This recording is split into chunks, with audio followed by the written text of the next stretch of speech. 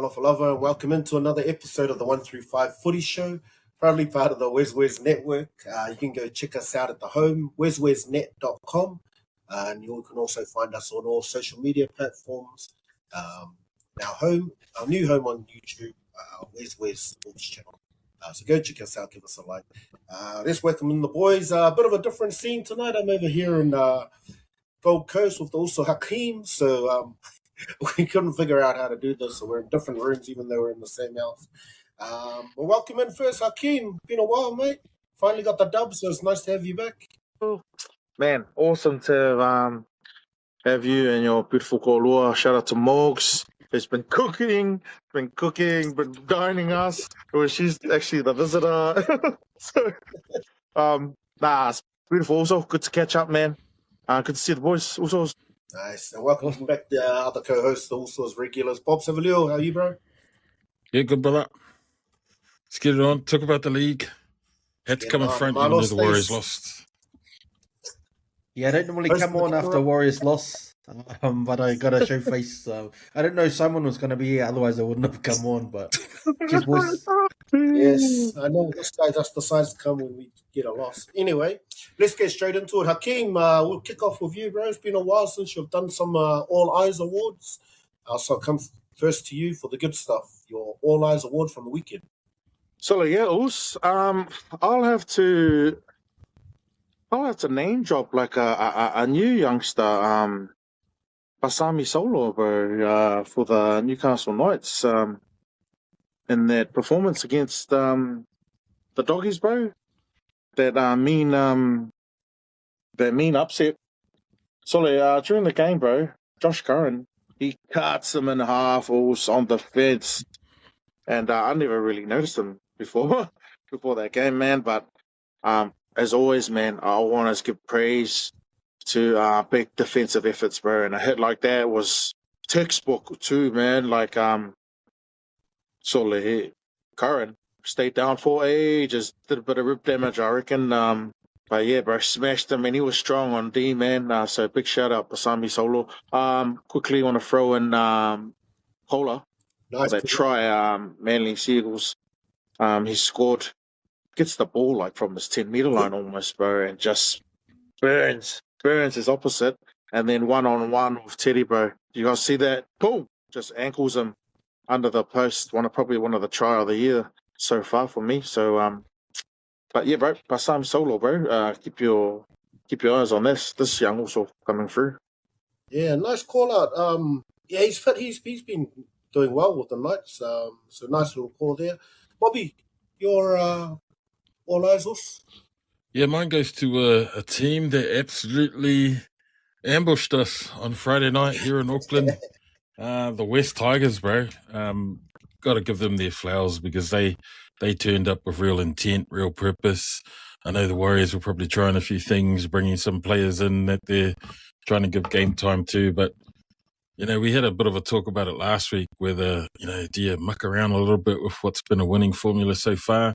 And I think we kind of overcooked it with some of these calls that they chose to start in the weekend. But, like Roger said, the Warriors can't all win every game. They got to start losing. We can't. We haven't lost as many as Manly, but this is probably a good thing heading into Easter, and you got to get these rusty games out the way so that when you turn up against the proper teams, then we've got something to build on. We learn from these losses. But West Tigers, man, they ambushed us. And I was just looking at some of the stats. One of the key things for me that's been a real key feature of our game has been Tana Boyd's kicking. His kicking meters was really down. And so I think that really contributed to it. But, man, got to give credit to the Tigers. They made 46 tackle breaks to 20 against the Warriors, 6 line breaks. Their run meters were way more dominant than the Warriors. It was a really off game looking at this for the Warriors. But the Tigers, they kind of just dominate in every stat. But the weird thing is the Tigers conceded like 9 penalties and we only conceded 3. So I don't know how, with that penalty count, we still ended up on the wrong side of the ledger. So, yeah, West Tigers, man. Well done, Benji Marshall. I've got to give credit to young Benji as a young coach. So good on him. I could see the pride in his eyes when his team was getting the wood over the Warriors, and he always sort of just walks up and down the sideline, and every time the camera sort of panned to him, he had that real stern look on it about how he was really happy with the boys' performance. So West Tigers, all eyes for me this week. Hard one to give, bro, but yeah, well, it was an ambush. I'll come to you, Stace. We'll touch on the game later, but you're all eyes, Stace. Yeah, well done, Bob, mate. You're a bigger man than I am. I just couldn't do it. I couldn't do it. But they're a worthy recipient. But my all eyes on this week goes to the I'll go for the Penrith Panthers. And honestly, it's hard to look past them a bit right now, eh? So they're the only undefeated team left in the competition. But it's not just that. They're dominating in the area that matters most, which is defence. So they're conceding only 7.5 points per game. So that's less than half of the next best, which is the Bulldogs at 16. So that's not just good. That's elite premiership level defence. And I've talked about this a bit on the pod before, but sort of what stands out to me is how well they've adapted to the new 6 again interpretations. So the game's a bit faster, a bit more fatiguing, but Penrith just look comfortable with it. So their line speed, their control of the ruck, their ability to reset defensively, it's like they've solved the puzzle before everyone else, which we've talked about before as well. So you've got Nathan Cleary sitting on top of the Dally M leaderboard, and it just reinforces what we already know. He's probably the best player in the game right now. He controls the tempo, he makes the right decisions, and he executes well under pressure. We'll probably see him do that a little bit later on in the season for New South Wales as well. I'm pretty sure of it as well. So it's early on in the season, we know that, but sometimes you can just see it, And right now, Penrith look like they're head and shoulders above the rest of the team. So everyone else is still trying to find their rhythm, and Penrith already look like they're sounding out September football already. Yes, they are looking great at the moment. So sticking with my picks early in the season, we'll see how that turns out. Okay. I'm following up on yours, Bob. My all eyes actually goes to Adam Dewey. There was like 3 of those breaks was him, and he's looking really good for the Tigers. Like even from the start of the season when he was together with Luai, just so strong. Like just for especially for a 7, I think he catches people off guard. Like earlier in the season, there was that try where he walked through Tomalolo and Helen Luki. So yeah, he had a real good game. So that's good signs for the Tigers. So I'll quickly just give my flowers to Adam Dewey and move on. Let's come to your Kaea Kele. I'll come back to you, Stace. Your Kaea Kele for the weekend. I wanted to shift gears a little bit from my Kaea Kele. So it's not a team or a player, it's a section of fan behaviour. So I follow this page on social media called Athletes Are Humans. And they do a really good job of calling out social media trolls that go after athletes and just reminding everyone that they are human beings. So I saw a post on there about Kyle Flanagan. They just screenshot some of the comments from the fans about him. So now he's under immense pressure. There's no doubt about that. He's part of a struggling Dragons side. He's receiving heavy criticism. And the nepotism talk, because he's the coach's son, that all comes with the territory. But what happened on the weekend goes a bit beyond the footy. So he suffered this sickening head clash against the Titans. He was reportedly out for close to 5 minutes.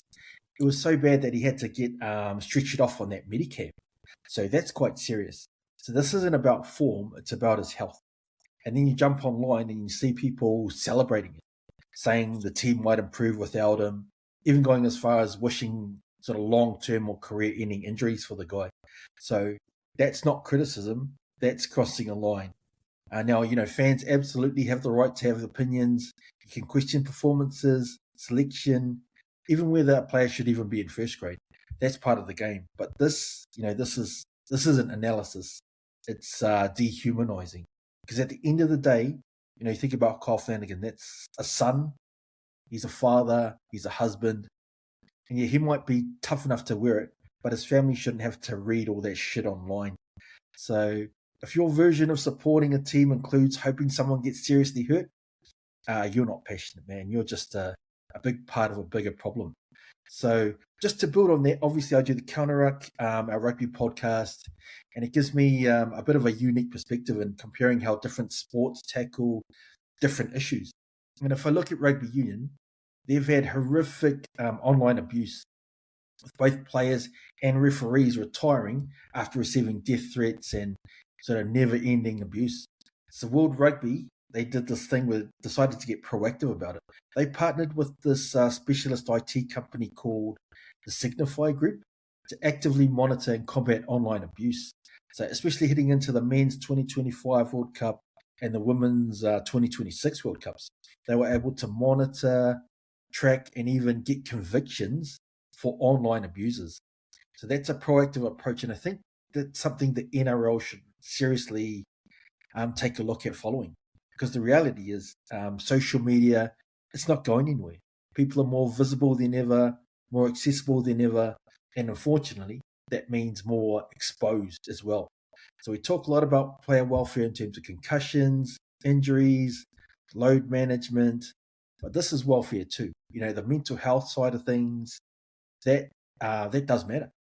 The stuff people, the players read online, the stuff their families see, that has a real impact. So if other sports are starting to take this seriously and invest in solutions, then rugby league can't afford to sit back and ignore it.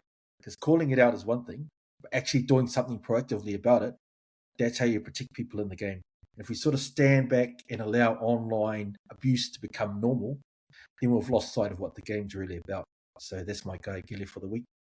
Nice one. It's nice to highlight that. Like, it's interesting too, like from their own fans. Like, it's pretty sad. Like, that's Dragons fans just passionate about the team and turning on their own. So, like, you've had a few run-ins with your social media comments.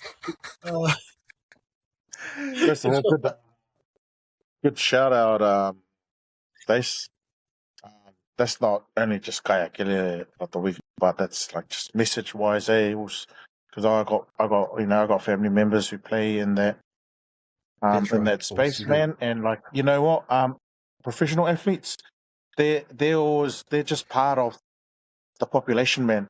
They're no different, but if anything, they're probably more exposed to more reasons and more things that can affect someone's mental health, you know, just under that spotlight, under criticism, under pressure. Like I've put some real sad stories in that, you know, like up and coming rugby league players who injuries and things tough to go through if your dreams don't come true, man. And comments, trolls online, man, add to that shit, bro. But appreciate it tons. I'm just gonna throw a bit of satire in there, and give my Kaea Kele to Andrew Webster for just box calls of the week. Missing with and we were only 3 weeks in, bro. It was a bit mimika, if you ask me. Big call just to Takipi Scamo Chanel Harris Tavita, bro. One of my favorite players, bro, in the Warriors. I love the fact that this guy, when they were losing, they were like, "Fuck this team, I'm gonna go travel the world." And then when they started winning, he was like, "Yeah, I'm ready to play again." But when he plays, bro, he brings energy. He's probably the best hit man in the halves, running around in the NRL, and he's that running 5'8" and pretty tidy kicking game, bro. And I thought just the introduction of Metcalf at 5'8" with Tana Boyd, he's been going well. I just thought it fucked things up, and I also think that in the backsline, it's a bit because I thought the Warriors had their fair share of the ball to win the game, bro. And big shout out from Bobby with the Tigers, because that was an awesome win against Tigers high school kids. But let's face it, Andrew Webster got schooled by Benji. Just like game now, and the boys brought it all right. I'm not their best, but like I said, like 2 or 3 boys running over 100 meters. They got their fair share of ball, but it just wasn't gelling. And I don't think there's too much going on out wide in terms of firepower. I don't know about Shans. And so Picky at the back's still too bit like geeky for me, man. So there's a lot of let's say the VAR's not crashing, but you know, the workers on deck are now becoming a bit lazy and taking shortcuts. And there's some very concerning behaviors So, Andrew Webster, Kaea Kele. Oh, this is a house straight back. As soon as the Broncos come, just straight into the Warriors. So. Bobby, your thoughts on before I come to your Kaea Kele? I know you're a bit shocked to see Chanel missing out last week as well. Bobby, if you're consistent, you know you're going to back me up with this once again. my Kaea Kele. I just wanted to touch on Stace's point too. Just wanted to highlight that. I was watching yesterday Two Broke Usos, their YouTube channel. That's also Jax and Fats, and they last week they were spending their time with Terrell May and the Tigers when they were here in Auckland, and so Terrell was talking about how he sort of quit social media because of the stuff that Stace talking about. So he doesn't even run his social media anymore. He gets like some other guy to do all of the social media stuff, and he was talking about how Benji had given him some advice because he would only post content if the Tigers won, and then he was like, "Oh no, I don't want to post socials content if we lose, because then fans would be like, look at this dick, we just lost the game and he wants to come up and post social media content." So his thought was, oh nah, I don't want to do that. But then Benji was like, nah man, you want to give fans like the real deal. You post when we win, you post content when you lose, because you want people to see what it's like when you lose games as well, and that you are, like what Stace says, not just a professional athlete, that you're a human being and you feel all of these things. But anyway, long story short, he's sort of come off social media and he gets a guy to run his content.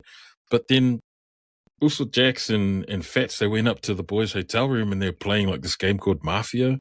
I don't know if you've heard Mafia. It must be an Aussie thing. And then like just the camaraderie amongst all the island boys that were there, because there must have been about 8 or 9 of the island boys there playing this game, and they were just recording it for their content. And I was thinking, suddenly just watching that, you can see how tight those boys are in the Tigers, and that playing group they're on the right page. Like they really believe in what Benji's wanting to do with the Tigers. So, man, after watching the game against the Warriors, I was like, okay, yep, I can see how tight these guys are and clicking.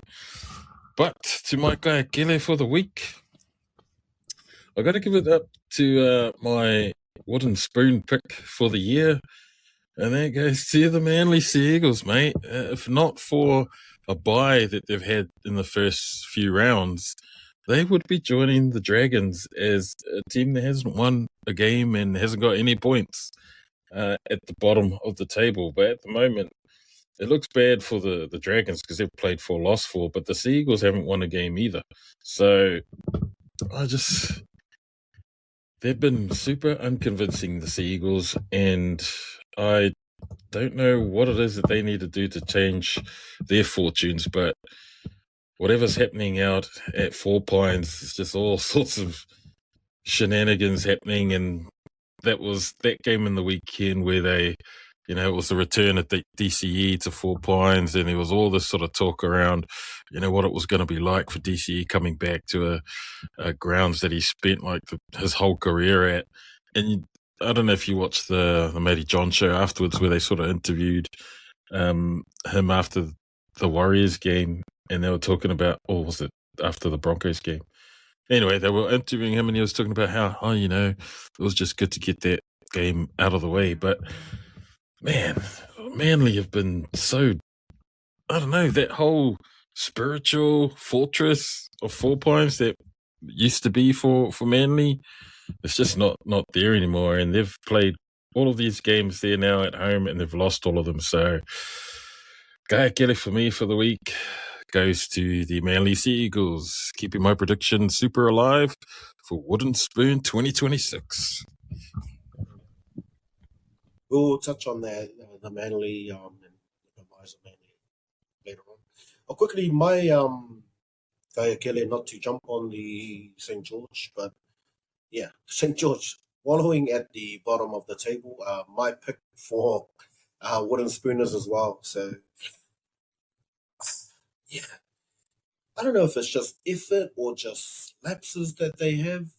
Like they had their game and then just moments where they just lapse. Like Aramau had a mean couple of tries there, but just the defense there, it just looks like no communication. So my Kaea Kele goes to Dragons with a not the best roster, but not the worst either. Like they still have stars there, and it's amazing that they're still struggling. So yeah, we'll see what comes of them.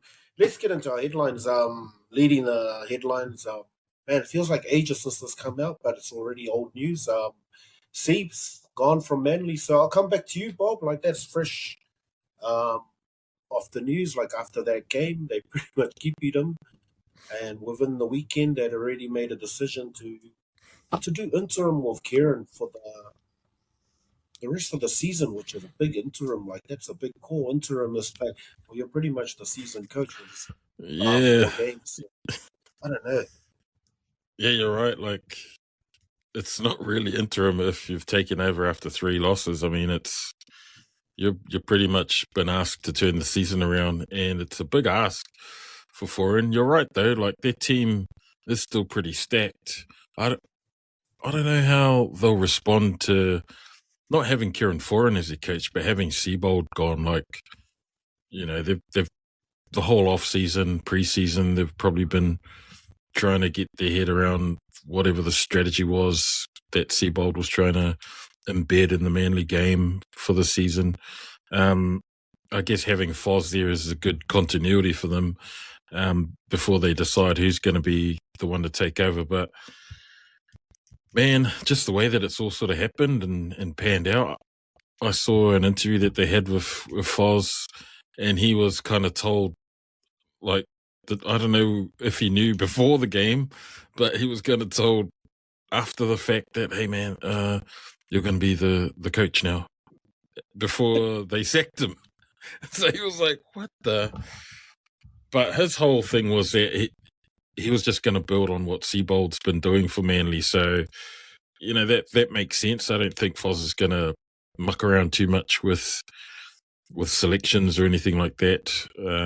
I don't know what it is that they need to do to turn their season around, but you know, Foz, like DCE, he loves Manly. He's all about Manly, and sure, he was a bit of a journeyman at the back end of his career, but he went back to Manly and he won a championship with them, and that sucks grand final back in 2011. So, you know, I think it's a good thing for Manly. He's still super connected to the playing group. Like, he hasn't retired long. He's very similar to players that have gone straight from like 1 year gaps in their playing career to, or even less than that, and now straight into coaching. So, you know, him and Benji Marshall can compare notes as to what it's like. But at least Benji had like assistant coach time, and you know, he had mentors that were there, Tim Sheens and that, in the handover period. I don't know. It's going to be an uphill battle for Foz, but I do think he's the right guy for Manly for now. But I don't know if that's going to help them get their season off the ground. Like, it's very close to flatlining those guys at 4 points. They might as well chop those 4 points down and turn it into a coffin. Stace, do you agree? It's a lot of pressure on Foran. I don't know. Like, you think he just wins over the boys just because he's one of the boys? I'm not sure, eh? It's a massive call. And honestly, it feels like a bit of a panic move. You know, Anthony Seibold being sacked 3 games into the season, it tells you everything about where Manly are at as a club right now. There's no patience, no long-term vision. It just feels like a lot of reaction. So what I find even more interesting is Kieran Foran, you know, he's stepping in. And I love Foz, you know, he's one of New Zealand's greatest players. He wore his heart on his sleeve and everything. He's a tough competitor. He's got a really high footy IQ as well. He's a great leader. But it still feels like a short-term emotional fix, like you say, Tons. Or at least get one of our own in there, rather than a strategic decision. And you're asking a recently retired player with relatively no coaching experience to steady a sinking ship sort of, 3 rounds in. Now, that's a huge ask on Kieran. But to me, it raises bigger questions. You know, what's the direction at Manly? We already talked about their lack of elite rep talent sort of this year, Bob, when you gave your prediction. And now you've got this instability at the top. So that's quite a dangerous combination. And we always talk about this as well, that a fish rots from the head down. And this is where I start looking a bit higher up. Who's actually the head of this fish? And at what point do we start questioning the owner and the chairman, Scott Penn? So since he took over, there's been constant turnover. I heard on NRL 360, they've had 5 head coaches and 10 CEOs under his watch, and no premierships to show for it.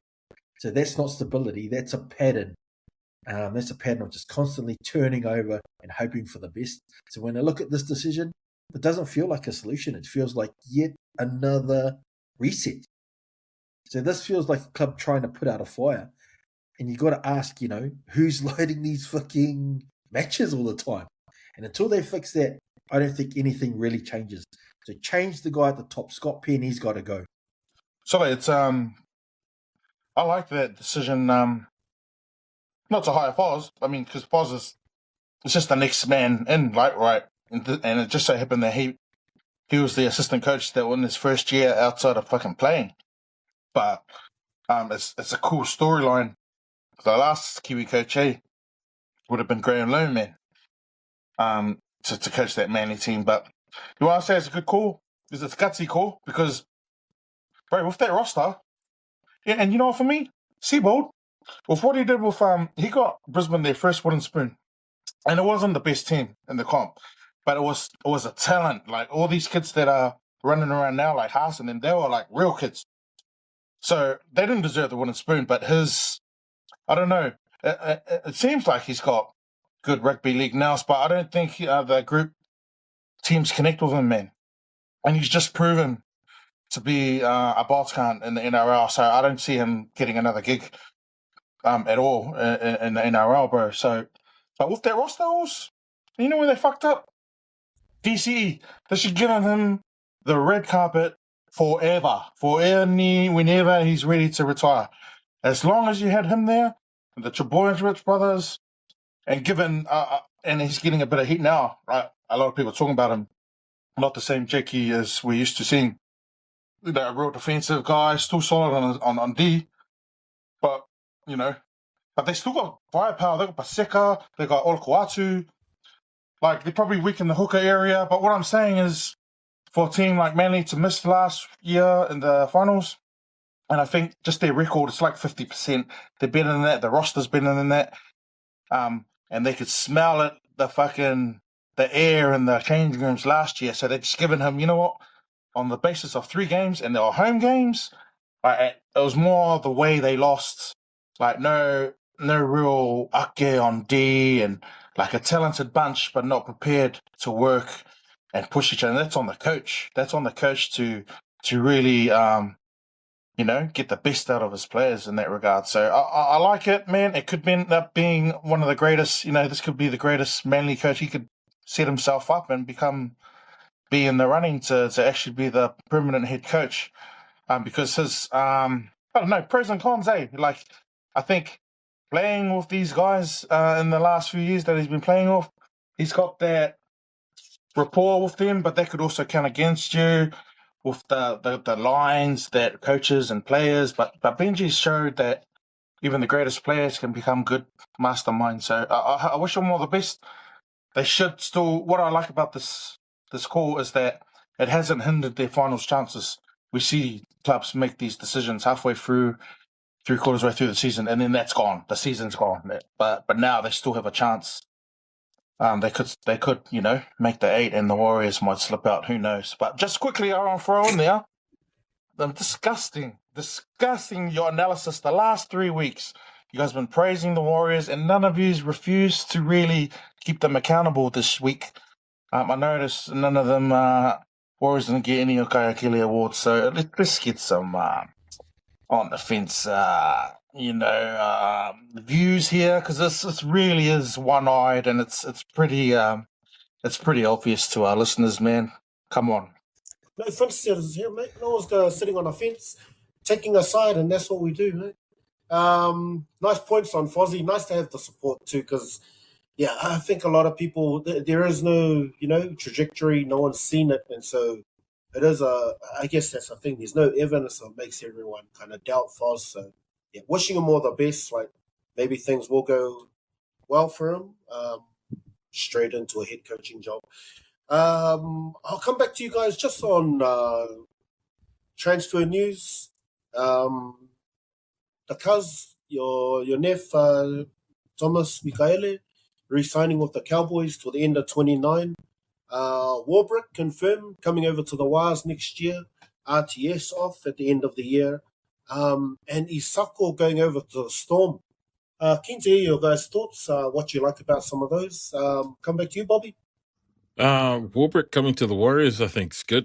It brings back an aerial threat that the Warriors kind of haven't really had since they lost wingers like Manu, like Fustua, Kidmo Malo, that sort of type of winger that we always had aerial threats out wide for a long time. But just in recent years, we've kind of just had Rog, DWZ, fast guys and guys who can score tries, but never really threats in the air under the high ball. And I think if you've got someone like Tana Boyd, he's got a pretty decent kicking game on him, and even Chanel, he's got a really good left foot bomb. You need targets out wide because that's a way that you can compete and contest and score tries. Like flipping X Storm do it all the time, and they have done so in recent years with Warbrick and Xavier Coates on the other edge. You've seen flipping the Roosters use Tupou in the same sort of manner. And so I think it's good to get Warbrick over here. He'll be a different type of winger. I still think he's got some defensive issues that probably needs to sort out in his game. That's probably more a rugby union thing. There are times where he sort of just rushes up out of the line. But I'm sure they'll be able to work on that. Isako going to Storm to replace him. That'll be a massive difference for them. Like he's not really an aerial threat. He's a shorter winger, but he's got gas, man. And I like the fact that he'll be linking up with Sulfat Longo. Those guys will wreak havoc, I reckon, in terms of speed department. I reckon Isako's probably faster than Warbrick. Bit more elusive, maybe. Gives them kicking options, I guess. I don't know. It's not a direct like for like, but they don't lose much by getting Isako in to replace Warbrick. Hakeem, your comments on those transfers? Must be happy for the Nef. You mentioned it earlier. You went on, but nice extension for him. Yeah. Congratulations to my nephew Thomas Michaele, man, and the 30-strong North Queensland Cowboys team, which come back strong this week with a good solid win over the Storms. But he's been playing all right, man. He's the opportunity he has got been few and far between, but he's been training really well in the off season, and unfortunately got injured in the first game against at Vegas. But he played his second game just week gone by, and it was a tidy 20 minutes, man. So any time, I mean, he's not a superstar if in any stretch of the imagination, but he's a toiler, man. He's a journeyman, and these are the kind of players I love, man. Like not the most talented lot, but pushing your talents to the extreme, man, and just getting a gig, man. So he's solid. He's re-signed for 2028. I think you guys touched on it. Warbrick, all very positive for the Warriors. I think also that Webster can see what I brought up before. There's a bit of weakness in the outside backs. Rogers going next year. Dallon's probably not going to get offered another contract, so he's on his last legs, man. Kalafai, he's been a real good toiler, good Seki body of work, man, or Watson to Lesniak, but you can just tell. It was another winger that got signed. The Titans guy. So we'll wait till he gets a chance. But yeah. So, like I said, like with Roger, I'd like to see him at fullback, man. This is why Webster's got my guy Kele for bolts. Like Rogers, he's your best bring the ball back guy. You know, like meters or even just going left to right, like mean feet. He can really start your sets off well, but I won't fall into that hole of analysing the wires. We'll do that soon. Was there Asako? So I'm surprised the Dolphins, man, not showing much love for him, bro. But that's a solid. Any player that goes to the Storm, that's a solid organisation. So I can see him being there for a while, man, breaking some points records. So yeah, man, it's pretty sicky. Interesting, eh? Interesting. Pretty sicky buys and trades and stuff like that. And more to come, man. More to come, I reckon.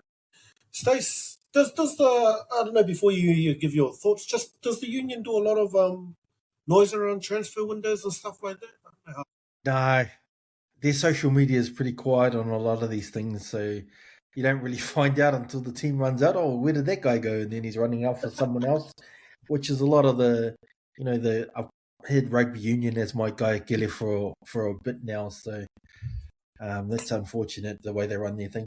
But just coming back to some of these signings, thinking about Will Warbrick, obviously being a Warriors fan, I quite like it. I think it's a fascinating bit of business.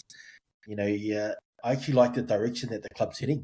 So losing RTS, obviously, to get him in, that's massive, not just as a player, but as a leader.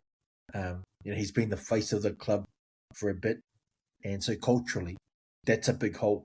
But when you think about Warbrick, I think Robbie touched on some really crucial parts. He's powerful, he's athletic, he fits the modern winger mold, big yardage carry, strong in the air, and he finishes well. So it's not necessarily a like-for-like replacement for RTS, but I guess he just doesn't need to be. It tells me that the Warriors are evolving a little bit. They're moving away from relying on sort of one or two superstars and looking to build a more balanced, system-driven team. So if they get it right, to me, it feels actually more sustainable in the long term. So I feel for RTS, he's still got a lot to offer. I'm not sure why he's going to Super League. I think he's good enough to carry on in the NRL. So on paper, it does look like a loss in terms of experience, but I think the Warriors might come out quietly stronger if Warbrick can hit the ground running. But I suppose, Bob, you touched on another crucial point because there's another layer to it as well with the Warriors recruitment. How does DWZ, Dallin, how does he fit in? Because, the more you look at it, it feels like he's under real pressure He's heading gone. into next He's season. the first cup. Yeah, well, you bring in Will Warbrick. When's he contracted to? He's got a 3-year deal. Kant Pereira got a 3-year deal. They were talking about getting 3 years. Grant Anderson. There's some talk about them being linked to Grant Anderson as well. So they're really targeting a real specific position for going for these wingers. So you think about DWZ, he's been a great servant of the club. He's got strong carries. That's pretty irresponsible to put the DWZ on another 3 years, though, man. Like his performances. Sorry, I was talking about who? Sorry, DWZ. Who's signed for him? He's got 1 year contract next year in the club's favour. 1 year. Yeah. In the club's favour. That's what I mean. I think he's probably for 3 years. They probably won't offer him an extension, DWZ after signing Warbrick. Well, I think Warbrick replaces RTS, but because they've got Kant Pereira there, and they've been linked to Grant Anderson, so it feels like they're trying to find another winger to potentially shoehorn DWZ out of there as well. And once a club starts recruiting other players in your position around you, you're not just competing with the opposition anymore. You're competing with potentially your replacement. So that's where DWZ might be in a bit of trouble. I like the Isako signing. If you think about Melbourne Storm, they really chased after Zach Lomax for a long time. Do you think Nick Meaney's leaving? So they need another outside back and they need a goal kicker. And that's where Isako makes a lot of sense. Nick Meaney's the usual goal kicker. He's going to be leaving to Perth. And then they're losing some outside backs. So they need a goal kicker and outside back. So he fulfills both of those roles. And like you said, happy for your cousin. I was trying to find that stat, which I saw on social media. They did some stat where the guys over the last sort of 2 or 3 seasons, the highest tackling percentage. And Thomas Michaelis in the top 5. He's over 95%. You think about the Cowboys who have really poor defensive work. I'm surprised he's not getting enough game time. We sort of talked about this a little bit offline, but they've got a lot of big guys with Jason Tomalolo and Griffin Neem and some of these other guys. Maybe they're just trying to get that balance right, which might be limiting his minutes there. But a good signing pickup, nonetheless. Nice. Just in a bit of old signing news, looks like it hasn't been settled. Barney's move to Bronx, I guess, is kind of almost done, but just the trade seems to still be up in the air. So we were chasing one of the Broncos' young guns. I don't know if you know his name. So Verhoeven, Alexander Verhoeven or something like that. Yeah, you guys ended up He's outside back signing from Christchurch. Never heard of him, but that's not old news, man. Warriors been, they fucking set up a fucking academy in the Broncos' backyard, bro. So they've been pinching Broncos talent for years. Oh, just on that, I'll give a shout out to, there's a guy who's playing under 21s, Tana Clarkin, who's been carving up. He's a fullback in the under 21s. He's from that Logan area. So I heard you guys talk about that last year, how they set up academy down there. He's one of the first guys who came over, carving up in the under 21s for the Warriors. He's straight out of the Logan area. Wow. That's fantastic, bringing him over. Yeah, Tana Clarkin, keep an ear out for that name. He might be in the Warriors in the next year or two. Fullback, wing, outside back from Logan. Nice. You guys are spoilt for choice over there, so you don't need another one. All right, let's do a quick review of some of the games. We've spoken a bit about it, but I'll come first to you, Hakeem. You can have the floor for the Wild Tigers game. You get to kick it off, mate, and have a little bit of what went wrong there for the Warriors. One thing with those Tigers boys, like they're a real hard team. Like even the crowd, I felt was a bit flat on that Friday. So going in, usually I abuse the heck out of the bench and the coaches. They're a hard team to hate. Like there's a lot of young island boys there, so I don't want to get fussy by all of them trying to say stuff. So yeah, and then when I see them all huddle in and do a luku at the end, it's a really difficult team to hate. And then Benji's the coach too, so it's not much you can hate on Benji either. So yeah, it's a hard game for the crowd to be into as well, to give it to them. So yeah, so I know you don't want to dwell too long on this game. So any quick comments, mate? Bro, you got to give it to this lineup, man. But look at this lineup, man. To be honest, there's a lot of bunch of no names, bro. But good to see some young brothers breaking it in, man. Like Makasini's been making a bit of noise. This guy Filatuna Tavana, who was like last minute on the wing, he looks sicky, man. But just the introduction of yeah, he was the one that Jenna Lomu was outside and lost the ball. Yeah, who did he bump off? But just this lineup, this Tigers lineup, this is why it was such an impressive win. This is without Luai, bro.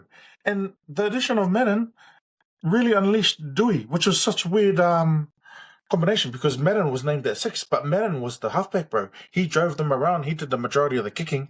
And Dewey's pressure and just his running game really lit them up, man. It was a bit of fucking 2005 Tigers, man. But Sole, this pack is Saki, man. Vanu and Terome, like mobile, skillful, Pole, even Kaipius Paul. Like, they really did a Warriors job on the Warriors. And like I said, it was like the effort was there, but there was no firepower, really, when it come time for, like, over the top when, like, Stallone pulls his hat. There was just really nothing there from the big boys there up front. But like I said, I think Boyd and Metcalf had their chances, bro.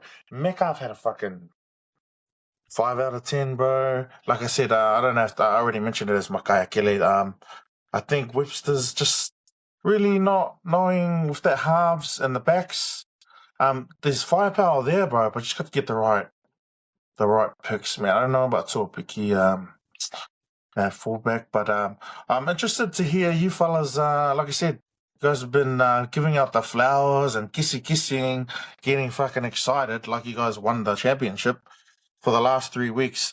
But I want to hear it, man. You guys better bring it and fucking keep them accountable, man. It was really poor, bro, against a bunch of high school kids.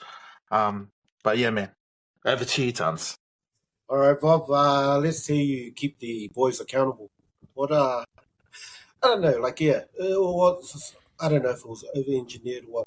mean, it's minor changes other than bringing Metcalf. Wasn't too much disruption, but I don't know your thoughts. Like, I guess as we're taking a lot away from the Tigers, we're going to bag on the Warriors. But it was a different game. There was Yeah. a lot of disruption, mate. You know, I don't really want to say that the Tigers, you know, were way better than the Warriors. On paper, probably not, but on the day, man, they really brought it. And the significance of this win is they haven't won at Go Media since 2016, when the likes of Mitch Moses, Luke Brooks, Josh Adaka, and Aaron Woods were on the run-on team. Just having a look at the stats here. But one of the other cool things that I read during the week was Jock Madden's grandfather had sort of passed away during the week, and he didn't want to go to the funeral because he wanted to play for the Tigers. And yeah, his whole reasoning was, you know, if my grandfather was around, he would have wanted me to play, so I'm going to play in honor of him. And I was thinking, suddenly after I read that, it just gave me flashbacks of Origin when old Munster's old man had passed away, and you kind of used that to fuel his game and destroy New South Wales. But after I read that, I was thinking, man, that probably explains a little bit why Jock Madden was the freaking man that night. And I had mentioned during the chat that it was all the little guys that were covering up the Warriors, like the outside backs, like the wingers, Dewey, this Madden guy with his, like, real good flipping short kicking game. I was like, this guy with little chips in behind the defensive line. Besides, right, man, I think Webster probably tutted a bit too much, man, and really we didn't need to. I think Chance, not Chance, Chanel, he was out with the head injury last week, which is what brought that other young fella in at 6. Yes, too much to do, mate. He was back after his head injury protocols, and I was thinking, man, should have just brought him, put him back into the team, and maybe let Metcalf play a week or two in Cup. I don't know, like, I don't know what the reasoning was for bringing Metcalf in straight into the top side. Like, yes, I know there's a bit of form there, but he's been out since like the middle rounds of 25 seasons. So yeah, I don't know that. And then they had named Chance to start at fullback, and then when the run out team came, and I was like, hey, and then they were naming Picky at fullback on the big screen and Chances and centers. And then I was trying Why to think, are they playing games? Why is he playing games for with the lineup, bro? I didn't even see Ali warming up. So I was like, oh shit! Had to go and recheck my freaking phone. He's like, was he even in the team list? I didn't realize that Leotawa had been just completely axed from the playing 17 and even the bench. So yeah, I know Webster will not repeat those same sort of mistakes, but again, Tuopiki, for all of his flashness, who's your preferred backliners? To be honest, I'd leave Chance at fullback. You know, that's where we've been most solid, and he can do the same sort of runs. I just feel like the weekend where his game had to adjust to centre, and was it him that he got fended off? Heaps of these got fended off. Yeah, that's true. There was like 40 odd missed tackles or something, but it was crazy. And I was watching that game, and Taruva was giving it to Mitch Barnett at the game. I don't know if any of you guys saw it live, but every time like Mitch Barnett ran up to smash him, and then Taruva got up, played the ball, and he's just going ha in his face. And he's one of those players that you just want to balk him. He is exactly that. And then the next time he ran the ball, Mitch went up to try and smash him. He did this little 360 spin and got straight past Barnett. And then when he played the ball, he was looking back at Barnett and just laughing at him. And I was like, oh my God. And then he scored that last try in the corner. I was like, Just to rub it in. It's the third man in guy. Yeah, so I think it was a combination of both. Like the Tigers played really well, and then the Warriors were really off. And you could tell, like, Tana was trying to do the same things he was trying to do in the first few games, but it just looked a little bit disjointed. He was like, "What are There you wasn't doing, the Luke? same sort of finesse. Luke, stay deeper, Luke. It's my ball, Luke. It's coming my way." Who's your halves, those? Who's your halves? Preferred halves right now.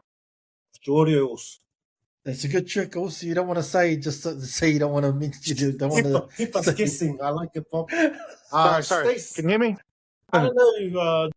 Do you think it was a bit mimica? Like we talked about, like there was a few changes. Like even what we talked about last week was totally different from the team that ran out on the Friday. So we were kind of like spoke about it. We were happy with it. I don't know. Like, yeah, was Webby just mimica because it was the Tigers, and then that's how it felt. Like even going into it, felt a bit like kind of we're hoping we'd get the 4 in a row, just need to play the same game, and Tigers brought it. So, I don't know. How did you feel out there when you saw the team? Yeah, that game definitely hurts.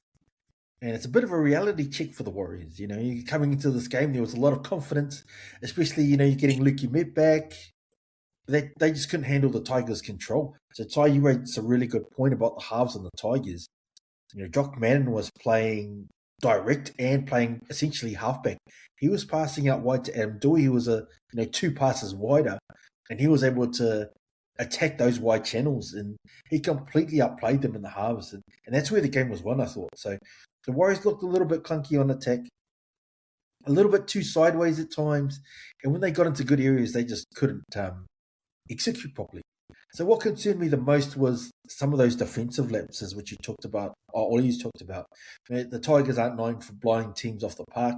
They found space quite easily. So that comes down to communication and trust in the systems, which could be, a symptom of all the changes that they made. Now, Metcalf, he was poor. On a positive, I think he'll be better for the run at least, and that's encouraging. It was always going to be a tough ask for him to come into a red-hot side, after a long stint on the sidelines and try to sort of make that difference. I think he will get back to his best. It's just going to take a bit of time. So from my side as a Warriors fan, I'm going to give the Tigers a lot of credit there. I don't think it's panic stations yet. It's definitely just a reminder that the team's still got a few things to work on. The good sides in this competition, they're consistent. And right now the Warriors are still searching a little bit for that consistency. So it's a long season. I do think games like this do matter because these are the ones you look back on and later on in the season and think, shucks, we should have got that one. And one thing I'll add, which you guys already touched on, and I'll put my hand up here, because I praised this exact same thing last week. The flexibility of players moving and changing into different roles. So that worked really well for us against the Knights. They had 5 different guys play edge back row, which I talked about last week. They had guys playing left, right, middle, different edge combinations, different center combinations, and everything, different fullbacks. And one thing, it felt like it was a real strength of the Warriors last week. Just guys slotting in and just doing all those different jobs without the standards dropping. But yeah, you're right. This week, it actually hurt them. I think bringing Lukey Met straight back in, you want your best players on the field, but maybe in hindsight, you might have tried to bring them on a bit more gradually, either off the bench or give them a run in reserve grade for a week, just to ease those combinations in a little bit better. Because, I thought the Tigers, they did a good job, but the Warriors were poor. They were really clunky. And it wasn't clear who was in charge between Metcalf and Metcalf and Boyd. That hesitation, I thought that came through as well. So, good attacking teams play instinctively, and the Warriors just didn't have that flow. So, talk about Ali Leatoa being dropped, I thought that was crucial, defensively on that right edge. I thought that they really missed him. He built a nice combination in there with Dallin and the rest of those guys in there and brought some stability. So dropping him for Chance, that felt a bit harsh. Again, I'm not saying that Chance is the issue there, but just, new combinations, new defensive ideas and all the rest of it, it wasn't the same. So that's the key word for me, just those combinations. And what looked like a strength last week, chopping and changing and putting different guys in different roles and moving guys around, that was actually our downfall this week. because in the NRL, it's not just about having good players; it's about having the right players in the right spots at the right time. So that's probably a lesson for the Warriors. Nice breakdown, Stace. Great work, guys. Not that hard to talk down our team. It's fine. Over to your Bronx, mate. I see you arrived now that your Bronx are on the board against the Finns. Only just. You guys just got home in that, mate, as well. So, I don't know. Before we kind of go into that game, are you concerned about the way you guys do that? Like, you guys have it in you. Like, everyone knows you guys have a strong second half, but letting these games get away, like beginning like those early few games, I guess that's what you were relying on. Kind of just let other teams get into it, and then you guys are able to bring it home and kind of miss the mark those first two, but you did it against the Finns. It's still a repeating pattern, though. I don't know if it's something you're concerned about, or that's just how the boys are. You guys just got to trust in your system back at the end. You're clutching at straws, mate. It was a solid performance, and you know what? I don't want to touch too much because it was just solid. It was nothing. And you know what I love about the last two wins, and pretty much, and we gloss over it because we got all these superstars finishing off. We got all these superstars. So last year in the finals, what really won us the premiership, bro, was our tough defense, bro, and just playing. If we complete over 80%, 90% even, if we completion rate 90% and over, no one can touch us, bro. And that's what I think. When you go to the next level, I think teams like the Warriors, Penrith, who are that level every week, Broncos haven't really hit those levels defensively they've had, and that's what's going to carry the team. And without Haas and Mam and Walsh still figuring it out, because they, we talk about Haas combinations with Warriors, those two, when they click, and Mam's started off a bit bolts, like trying too hard. I like to see him on the back of Walsh ball playing and Mam hitting that fucking that CD corridor and setting up his outsides, because that's where we're at. We get saved a lot from individual brilliance, man, like Stags, Mariner, he went out to the left hand side, Shibasaki, even him, and Match gave him a late minute replacement, but all the ingredients are there, man. It's just a matter of consistency and putting it together in the arm wrestle, because that's where it's going to make a difference, bro. And that's where I think the Broncos haven't hit that mark yet, but it's good signs.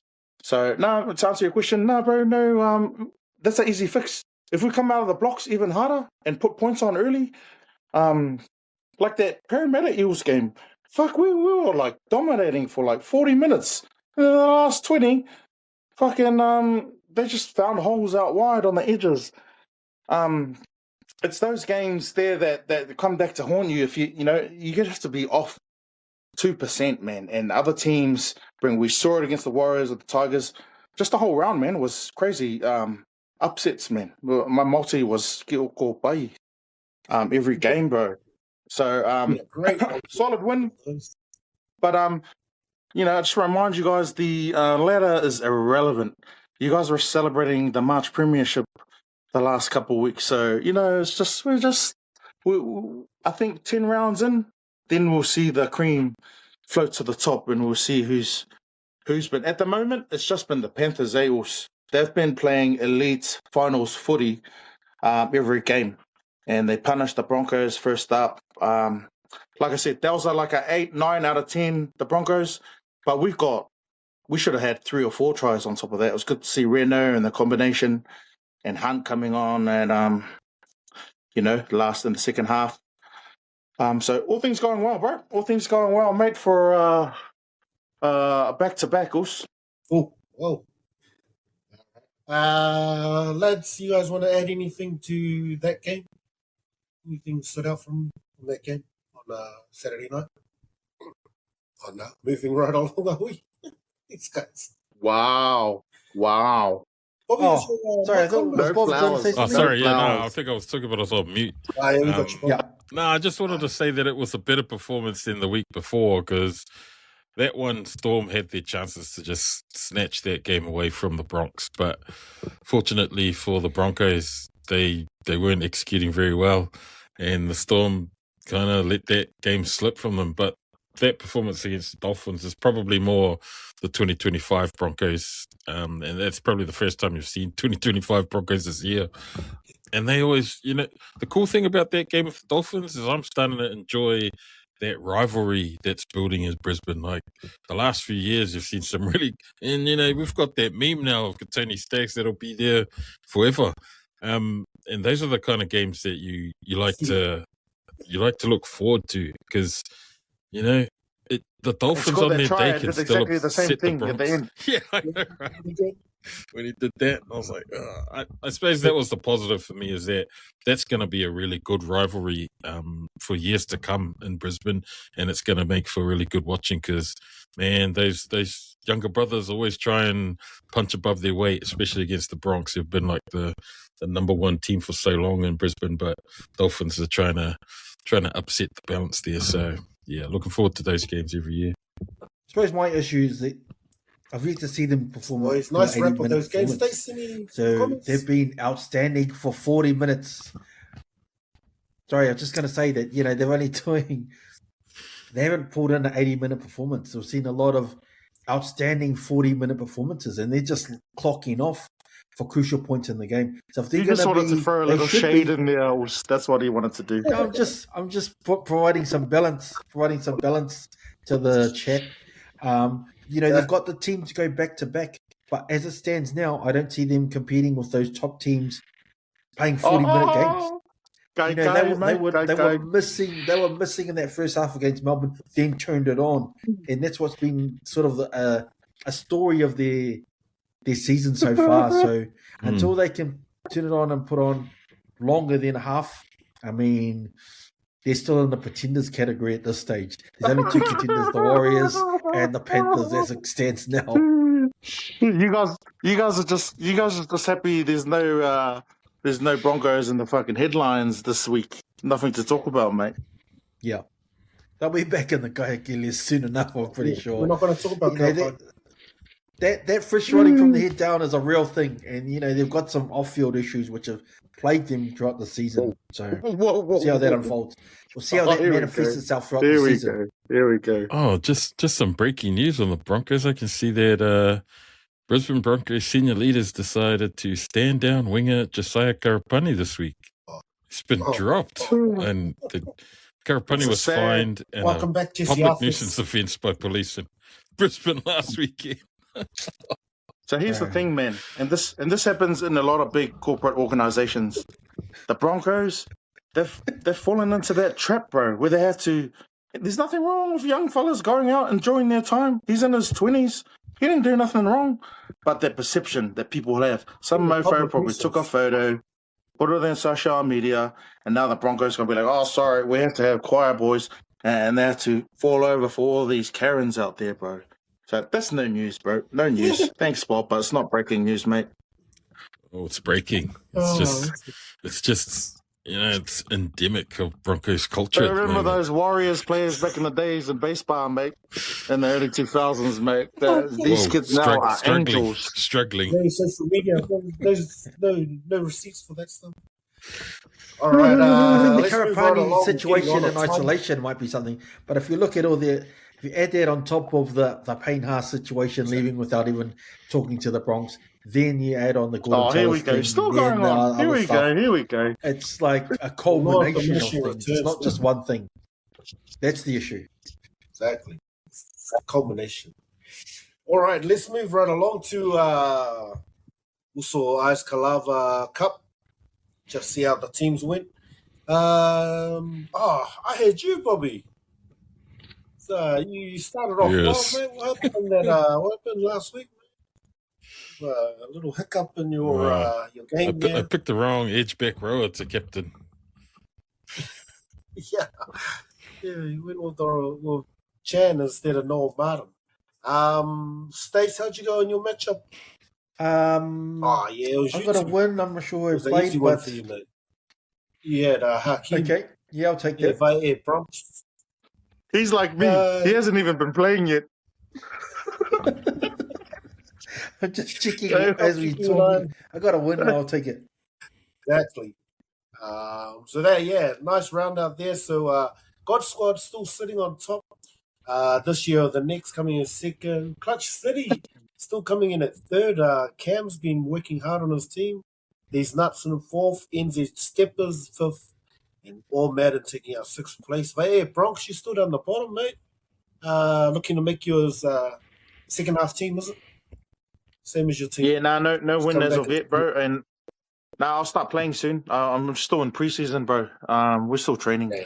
so I haven't made any moves yet. I got a lot out this week too, but I'll start this week because I got you. So let's go. Oh, yeah. Someone send this guy their scraps so he can make some subs. All right, let's get into the previews for next week. We'll come to you first, Bobby, for Finns versus Manly. If everything goes to plan, this should be a Dolphins win. Si? Yeah, but like you see it a lot with these teams that fire their coach and then the next week they come out strong. But being at it's a Dolphins home game and they've been playing pretty tough footy. I have to go the Dolphins. Took out Foz and then say Dolphins. This guy. Stace? And a close one.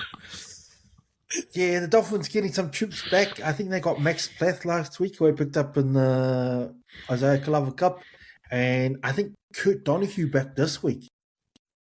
I always felt like Steves was a dead man walking, but the players could also sort of hide their insipid performances as well. You know, as the spotlight was on the Seibold a lot. So, but now he's removed. The players don't have any excuses to hide behind. And it's up to them to sort of turn it around and prove that they're not the problem. So I don't have high hopes for their season, similar to Bob, but I think we'll see a brief uptick in performance before the wheels start turning off. So I'll actually take the Seagulls to get a win without Seibold this week. But ultimately, they're spoon-bound, man. Nice. That's a confident backing up, man. I'm gonna stick with the Finns, but all the best for Fozzie.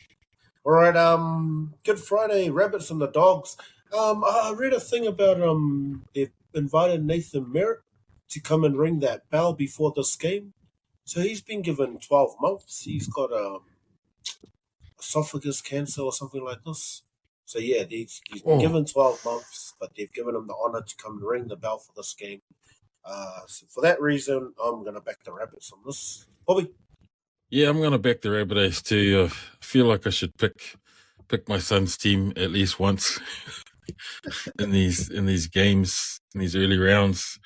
Yeah, for no other reason than that's Caleb's team. It'll be a tough game, I reckon. This one, like the Doggies are coming.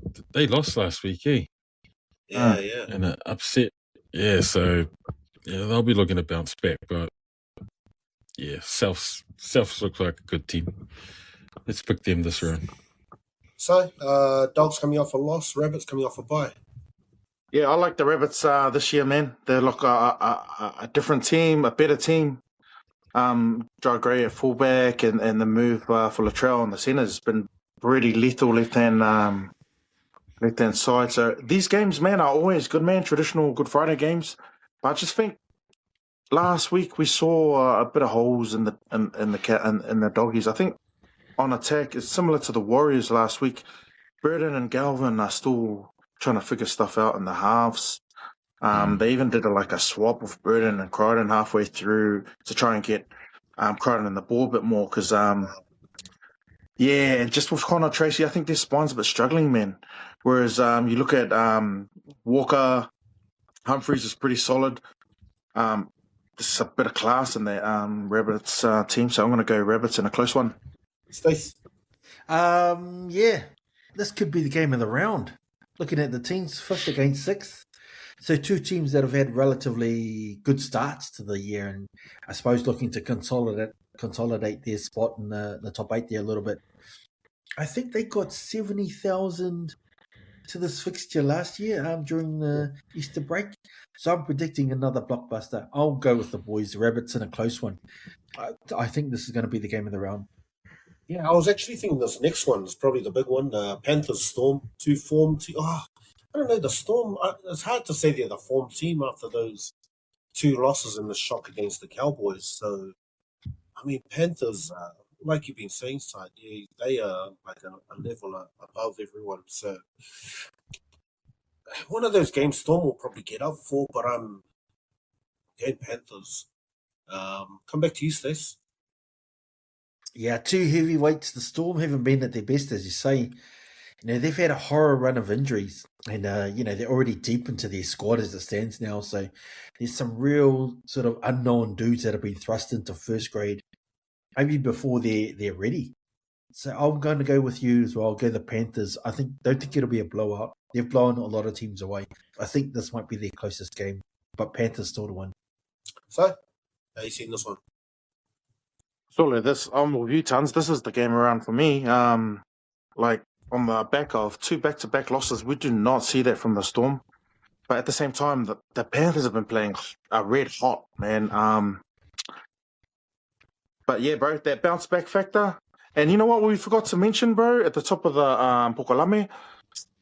Man, I love us to Tui Kamikamita, bro. Is this true, bro? The man got a stroke. So, man, I love us to him, man. Hopefully he can full recoveries, man, and thoughts and prayers out to the Fiki, man. And that's a big out, too, in their team. But, I'm picking a miracle display from the Storm because that Panthers team is all class, too, man, and a red-hot form right now. But I just think the Storm they're gonna dig deep and pull something out of the hat. Nice call. Let's go with Right. We'll go straight into the Dragons Cowboys. I've got Cowboys on this just because the Dragons look so horrible. A few changes in the Dragons though. Flanagan with that horrible injury is out for this game, so King Tongia gets the start. Stace. Yeah, this is a tough one to pick actually. I don't know if the Dragons can. Surely they're going to get a win eventually. Just the law of averages. I'm going to go for this week. I'm going to say they're going to get it done this week. I like their centers, Moses Sully and Valentine Holmes. I'm trying to find some positive to say about this team. Good to see David Foley as well. He was part of the Panthers system. I think he's from New Zealand as well. He just couldn't get a run in that Red Hot Panthers team, but he's a gun. So glad to see him getting some opportunities here now to move to the Dragons. So David Foley on the wing. I'll pick him to get a try, but I'm going to go the Dragons to get a win. We see the Dragons with Kyle now. Jake Clifford looked real good last week for the Cowboys. How you seen this one? Yeah, I think Cowboys are coming into some form now. Dragons are still still trying to fight out for that first win. So Cowboys for me also 13 plus. Yes. All right. I'll come straight back to you, Si, for the Broncos, Titans. Over Titans, yeah. Yeah, at Seba Stadium. This game, and irrelevant of what the form is, these are these close rivalry games. It's like brothers down the road. It's always going to be tough. And Titans actually got scrapped their first win against the Dragons last week, so they'll get a bit of confidence out of that. But you have to say, like I said, if the Broncos can complete high, it's just too much class in that team. So I think Broncos by 20. Oh, 20. Stace. Yeah, the Broncos on paper look really solid, but those off-field issues just keep coming back to bite them. You think about the Hakeem Haas situation, the Gordon Taylor situation, now the Madge situation, and now we're finding out Josiah Karapani's been dropped for disciplinary reasons. There's something rotten going on at the Bronx, and I'm going to pick the Titans on an upset. Titans on an upset. Those off-field issues will kill them. They can't keep carrying that many off-field issues and then expecting to carry it on. The fish rots from the head down, those off-field issues are going to hurt. Splatchy. That's straight haterade. It's Karapani the straw. Bobby, we're just doing the Bronx Titans. Predictions on that one. Titans, sweet. Mercedes. Can you hear me? Sorry, I dropped off. Yeah, right. I don't know. This is going to be one of those games that on paper, the Broncos should smash the Titans. Like, they really should just put them away. Oh, here we go. What? No, I'm still going to pick the Don't say Broncos for this Titans. game. Oh, I have a feeling that the Titans are going to not make it easy for them. No, it won't be a coin toss. I'm just saying that the Titans are going to be up for this game. Like, the Queensland teams always play really hard out against each other. So the Broncos should still win this, but the Titans are not going to make it easy for them. Oh, and I missed the Storm one. I just wanted to say shout out to Tui Kamika, man. Like, that guy had a stroke in the week. So we mentioned it, bro. Yeah. No, thanks for touching on that. Because I was like, sorry, that should have been news too. All good. Yeah, we should have started the show with the Fijian captain. Nice. I'm hoping to get to this game. I moved. I'll go down to Sydney on Saturday. So on Sunday, hopefully, I'll catch this game, the Sharks versus the Wars, over there at Shark Park. I've got my tickets. Hopefully, I'll get in. Hopefully, I'll find some decent seats. I'll come first to you, Bob. Sharks had great. Oh, did they? They've been inconsistent for me, the Sharks. You know who's been really disappointing watching the Sharks play is he's not disappointing in how he plays, but I feel disappointed for him and how they can't use him like how he was at the Warriors. Adam Fanor-Blake, man, like that guy's he's the man. He's very similar to Payne Haas. He can get you go forward, but just watching him last week, there were a few times where he caught the ball and should have hit it up, and then he just passed it off. So I was like, what is going on at the Sharks? Like, that is your hit up, bro. You've just done a catch and pass. And I don't know, he just doesn't look like the same Adam Fanor-Blake that left the Warriors. And this is the year when, he's had that 1 year now with the Sharks. He should be like the man leading that pack. And he kind of is, but I don't know. I just feel like the Sharks are still trying to sort themselves out. I mean, Nico Hines is trying to play his way back to being the primary guy. Trindle is still like, hey, I'm the man. And when they get their shit together and they get it right, like, the Sharks can be super dangerous. But yeah, I just feel like the Warriors should have gotten over all of the stuff that they got wrong in that game against the Tigers. I mean, they've stuck to the exact same team, so it'll be interesting, but I reckon the Warriors will be up for it, and it'll be the Wars in a close one. Stace, it's not the game for Noah Blake finally decides to be the man. Hopefully not. Yeah, I mean, I think Bob, you raised a really good point, which I like. I like that, Webster's put it back on the players. Hey, he's put the same side again, barring Mitch Barnett, who's out injured, and said, hey, look, you guys got to come out and rectify the wrongs that you guys performed last week. And I quite like that. I think that's going to be a good incentive for the players. So I'm also going for the Warriors. The Warriors have got Melbourne next week. So if they lose this week and then lose next week, we might start with 3 wins and then go straight to 3 losses. So I feel like we have to have that bounce back factor and turn it around straight away. And I like he's put it on the players and said it's up to you to do it. So I'm also going to go the Warriors in a close one. Metcalf to be better for the run. Warriors to win a close one for sure. Hakeem. So now I thought I watched that Sharks and Canberra game. I thought Sharks might have turned the corner. I agree with Bob. They're very unconvincing the first few rounds, but last Saturday, bro, against a really talented Canberra Raiders team, they beat them down there on a Sunday afternoon at GIS Stadium, which is not an easy feat. But not only beat them, but like you got Bobby, you mentioned Fanor Blake's probably hasn't really hit the same levels that he did at the Warriors, but I think, like I said, like the halves, the whole team kind of turned the corner, and they got a pack the size that can stand up to the Warriors' power in the forward pack. So that being said, it's going to be an arm wrestle kind of a game, and then it'll fall onto the halves. And I just think with Hines and Trindle and Kennedy out the back's probably a bit more class than the clunky Warriors. And I see the lineup is sticking true with what he started last week with Tuapiki and poor Shans, bro. He's been like used as a pawn on a chessboard, bro. Like he's just playing playing every single position in the back line. Rogers like unemployed winger. So I just don't think they have the finishing touches and the finesse to score points in the arm wrestle type of a game. And this is the games. It's going to be like that finals footy type of game. Finishing touches. So Sharks, write 6 and under, close one, but Sharks are the favourites and fairly so. Warriors just not really. Yeah, Webster's got a lot of work to do with his team. All right, we'll come back to you, Hakeem. Feel the hate Knights from and New Raiders. Zealand all the way from Australia. Got to give Sharks the flowers, bro. Back to you, Hakeem. Knights and Raiders. Both these teams. Raiders been disappointing so far, especially other than Jamal Fogarty. There hasn't been too much changes in this lineup, so real interesting to see how they've started the season. And that game, against the Sharks last week.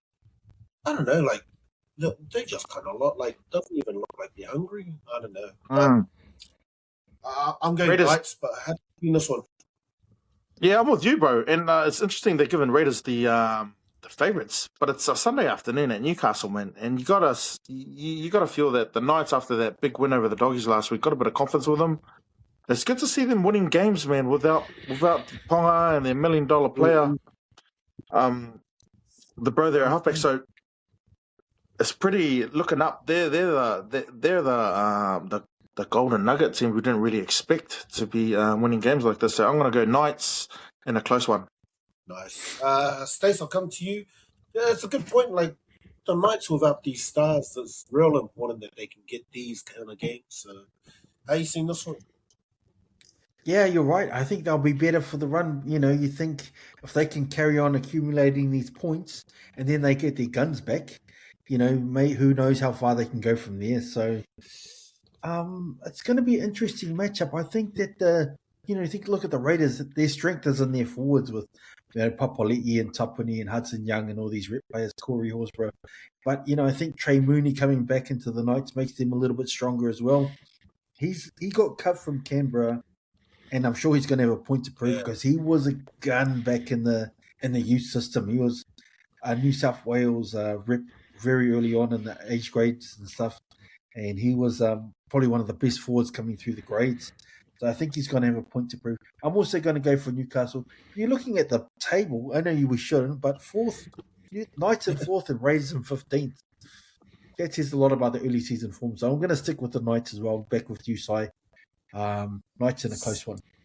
Bobby, how are you seeing this? Last year's Mighty Prems and last year's Spooners. So very different fortunes at the moment.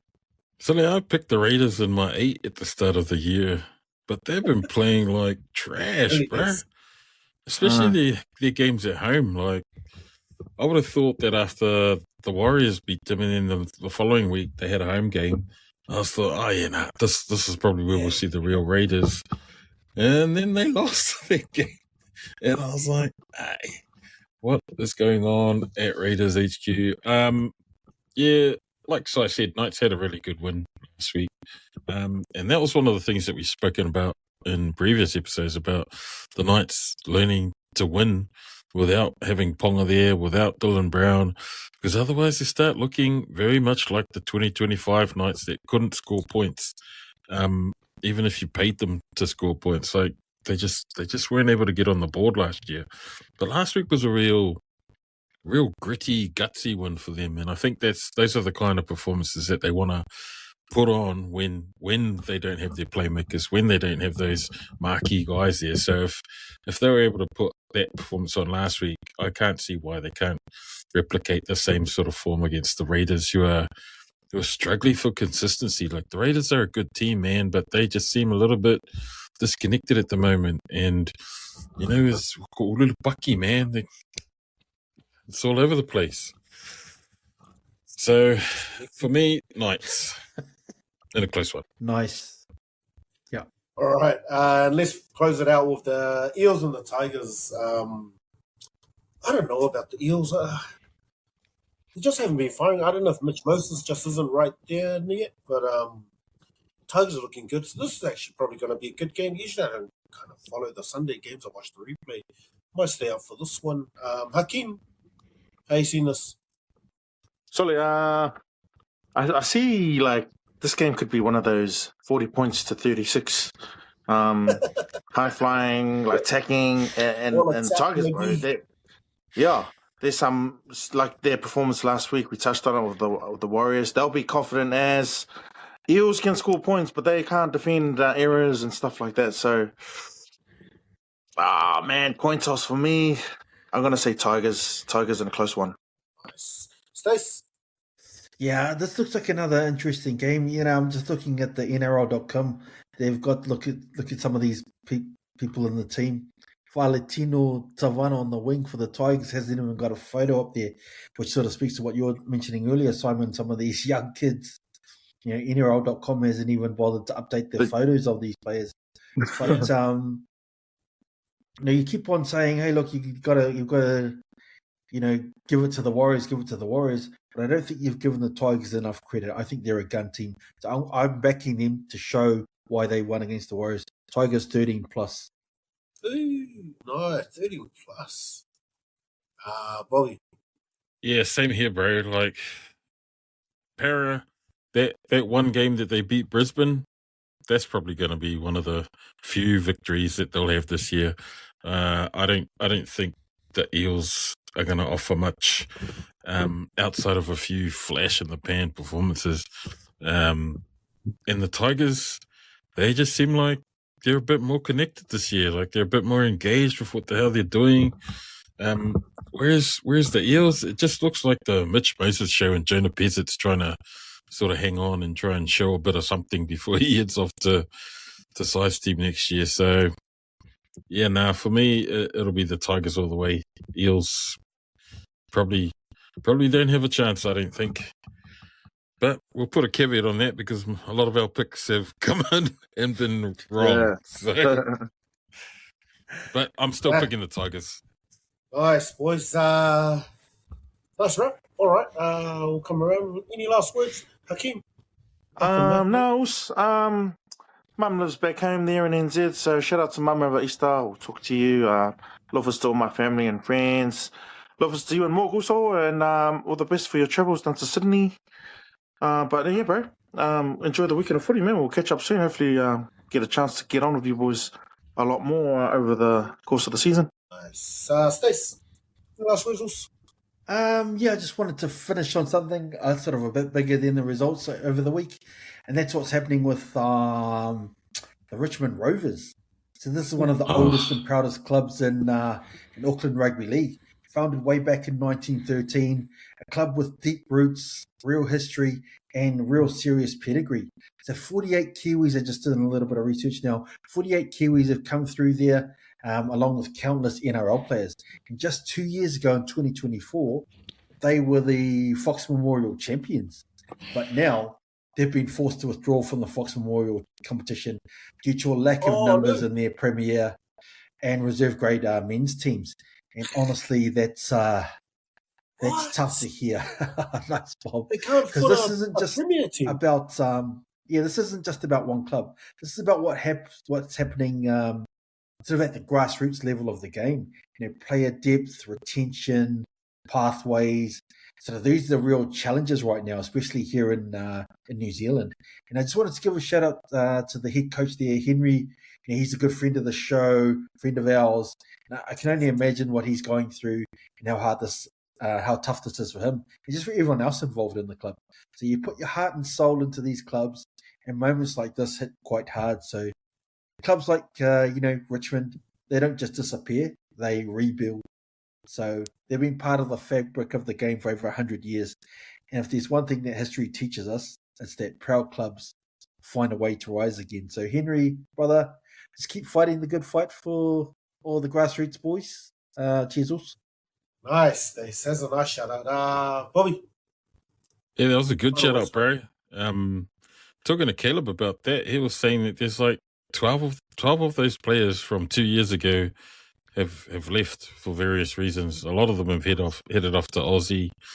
Caleb's one of them.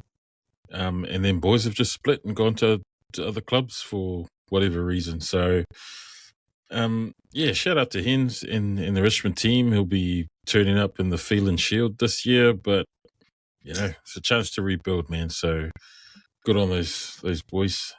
Yeah, no shout outs for me. Probably just wishing everyone a happy Easter. Just remember the reason for the season. Don't go too hard out on the chocolate and the Easter eggs. And actually, I love me a hot cross bun, bro. Whatever the time of the year. Yep. Not the fake ones, the one with actual raisins in it. Not the chocolate, not the no fiber or whatever it is, gluten free. None of those pretend ones. I want the proper hot cross bun with the raisins. None of those just taste like there's raisins in there and don't have raisins in them. Eat in moderation, folks. But yeah, happy Easter to everyone. Nice. Ciao, Bobby. Thank you all for tuning in. Nothing more from me.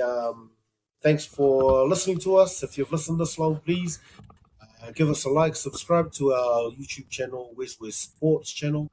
You can go check out all the other web podcasts at the WesWes Net channel on YouTube or on our home, WesWesNet.com. You'll be able to find all the other podcasts there as well as articles from us. FOOTY, thanks for listening, and we'll catch you next week. Happy Easter. Stay safe. Bye. Ciao, boys. Jesus.